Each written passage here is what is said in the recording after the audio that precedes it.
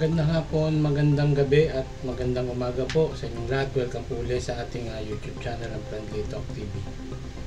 Pag-usapan po natin itong yung bumuo na po ng legal counsel o yung team defense, itong si dating Pangulong Duterte. At alam po natin na nahaharap sa kasong crimes against humanity sa ICC o tinatawag na International Criminal Court.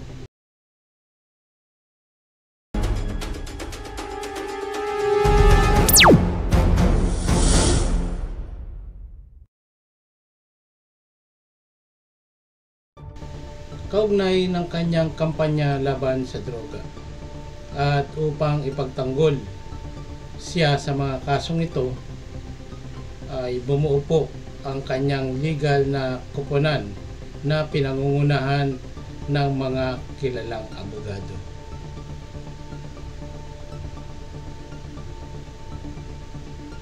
Pero bago po natin ito simulan, nais ko po muna humingi ng pabor na paki-like, share, subscribe ng YouTube channel ng Friendly Talk TV.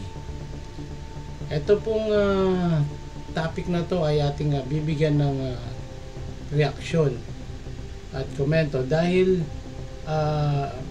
ito po ay kapapasok lang na balita at alam po natin itong si Harry Roque ay merong kaso po yan na kinakaharap dito sa atin, lalo na po yung kaso niya na may kinalaman sa illegal na pogo.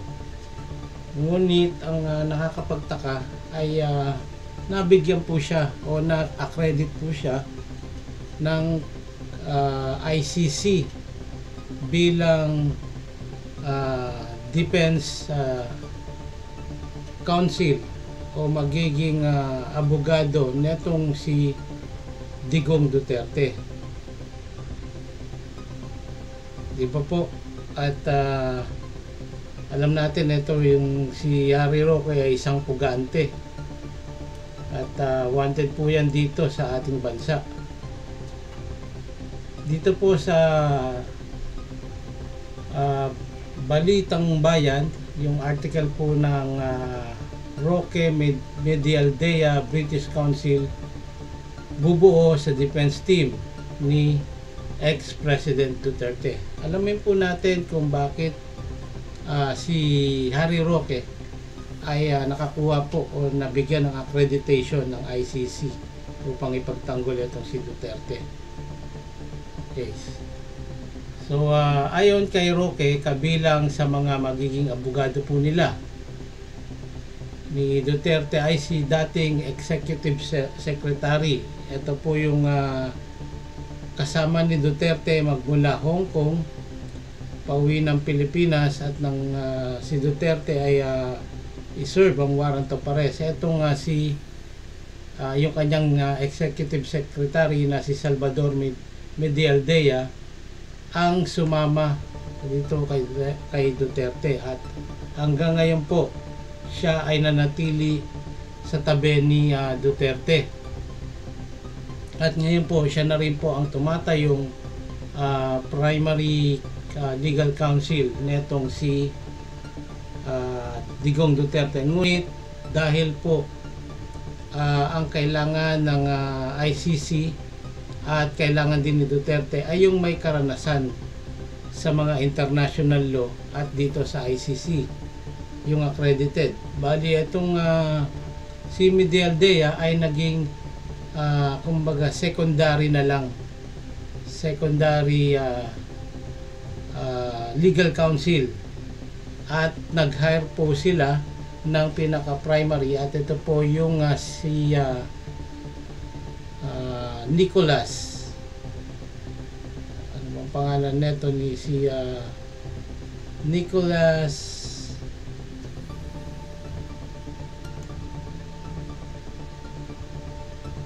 wait lang po, alimin natin kung ano yung kabuang pangalan na itong kanyang legal counsel.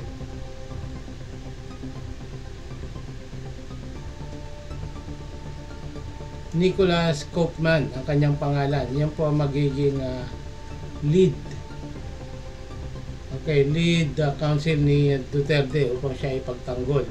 At nakaset po itong kanilang hearing o yung pinaka pre-trial ay isinet po ng ICC sa September 23, 2025. So medyo matagal-tagal po. At ito pong isang miyembro ng ng British Bar na si Attorney Kaufman na nakatala rin bilang isang ICC counsel na kagaya niya. Sa ngayon ay iisa pa lang ang nare-recognize na abogado o yung tinatawag na lawyer, at ito ay si Salvador Medialdea, dahil siya nga ang unang kasama ni Duterte nung si Duterte ay ibiyahe po dito sa The Hague. Pero nagfile po ang itong si Harry Roque ng documents para mapasama din siya sa team, at ang anak o yung si VP Sara Duterte ay ganun din. Bali ang pangunahing abogado po ay itong si Nicholas Kaufman, at ang mga secondary counsel na magdidepensa kay Duterte ay si Sara Duterte, si Attorney Salvador Medialdea, at itong si Harry Roque. So kaya po siya pinayagan ng ICC dahil secondary lang naman po, hindi siya yung magiging primary. So kahit mawala siya o may ipagliban siya, ay ang nakatalaga naman na talagang abogado o laging present just in case na merong hearing itong si Duterte ay itong si Attorney Nicholas Kaufman, dahil siya po yung lead counsel. Okay, so may video po tayong inihanda, at ito po yung news na to ay galing po dito sa may TV Patrol. Okay, bago natin ituloy itong ating usapan at mabigyan natin ito ng komento, panoorin po muna natin. Tulad ng dating Pangulo, sa San Beda din nagtapos ng law si Medialdea, naging bar examiner at may sariling law firm na kilala sa corporate law. Si Roque naman, kilalang abogado ng Public International Law at Human Rights bago pumasok sa politika. Kabilang sa mga naging dating kliyente niya ay ang napaslang na transgender na si Jennifer Laude, ilang biktima ng Maguindanao Massacre at ilang comfort women na biktima ng rape at mga abuso ng mga Hapon noong World War II.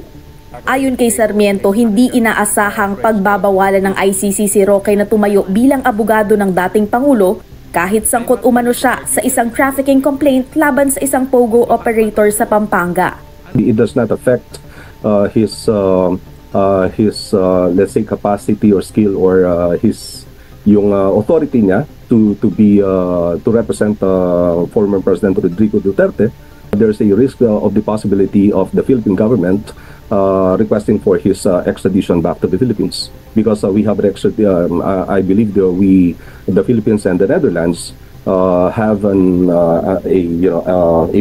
bilateral extradition treaty. Sa panuntunan ng ICC, mga accredited lawyer lamang ng ICC ang maaaring tumayo bilang pangunahing abogado ng mga suspect o defendant. Pero hindi kailangang rehistrado sa ICC ang supporting counsels. Paliwanag ni Sarmiento, bagamat sa Setyembre pa ang susunod na pagdinig ng pre-trial chamber para kumpirmahin ang charges laban kay Duterte, pwedeng questionin ng kanyang kampo ang kanyang pagkaka-aresto at maging ang jurisdiksyon ng ICC. Kung hindi man ito dinggin ng korte, maaari ring umapela ang dating Pangulo's Appeals Chamber ng ICC, tulad ng naging estratehiya ng ibang nasakdal sa kasong crimes against humanity. Katrina Domingo, ABS-CBN News.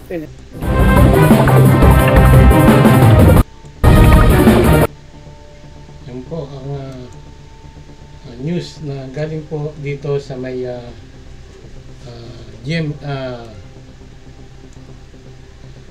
ABS-CBN News. Okay, atong si Harry Roque ay pinayagan po pero bilang secondary lang. Okay. At ang mahalaga po dito yung lead, gaya na sinabi nung isang expert sa international law na mas kailangan o mas malaking bagay yung kukunin nilang lead counsel o attorney ay may international experience at may mga hinawakan na rin kaso na nasasakdal dito sa ICC. At kabilang dyan yung sinabi nga na Vice President ng Congo, hindi lang natin alam kung anong kaso, kung bakit nakulong yun. Malamang may kinalaman din to sa mga mass killing o yung mga genocide. So, yun po yung importante doon, yung kinuha nila na isang expert na abogado ay at merong mahabang karanasan sa ICC na si Nicholas Kaufman ang tatayong lead counsel. So bago ang kanyang pagtalaga kay Duterte, nagsilbi rin itong si Kaufman bilang tagapagtanggol para kay Maxine. Yun nga yung binanggit kanina, Geoffroy at Ellie Mokum Gawaka, isang pinaghinalaang leader ng anti-Balaka sa Central African Republic.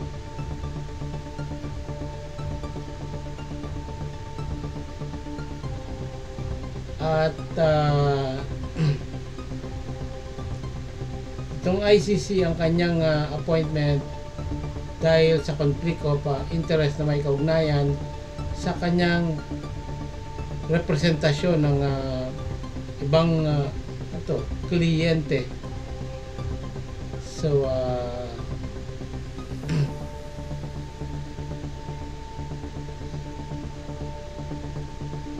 yun po ay dahilan kung bakit etong British Israeli ang kinuha ng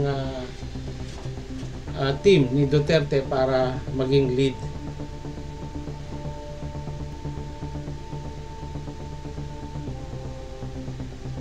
So sa ngayon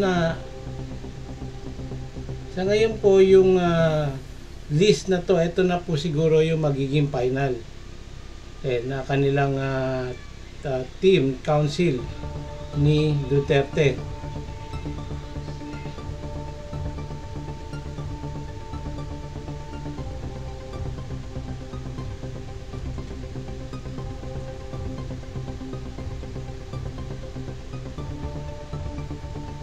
So ang legal team na ito ay nagpulong. Okay, at ito ay nangyari nga doon sa may The Hague. So yung pong nakaset na hearing ay sa September 23 pa ngayong taon. Itong bigyan natin ng konting kaalaman. Tulitin lang natin yung kaninang binigay na kaalaman ng news.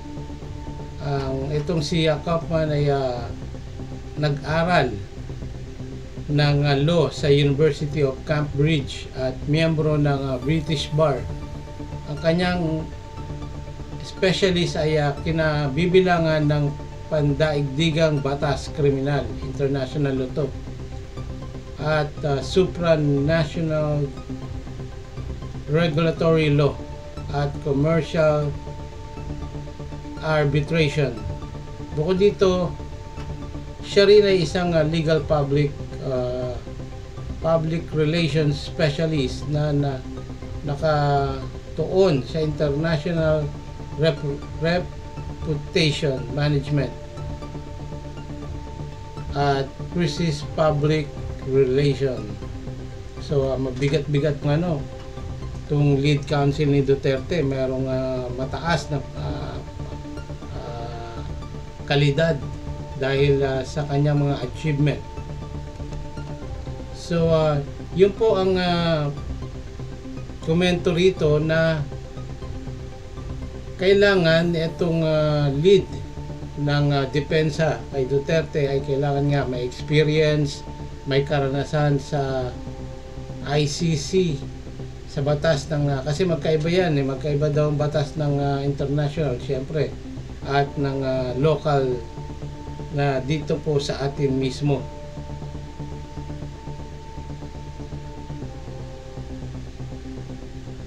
At malaking bagay po yun dahil pwede naman kumuha ng mga abogado rito, ngunit maninibago dahil o mag-aaral pa uli dahil iba po ang batas na o yung kanilang rules,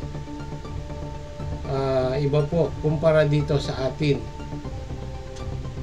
Okay, so ayun lang po ang aking reaction dito. At itong sa kaso naman ni Harry Roque ay wala pa po tayong update, pero nasa watch list na daw itong si Harry Roque dahil nga po hindi niya hinarap yung kasong ibinibintang sa kanya dito sa Pilipinas, bagkus ay tinakbuhan niya. Okay, nagpunta siya dyan sa Middle East, kaya nga siya ngayon nakarating dyan sa the Netherlands ay dahil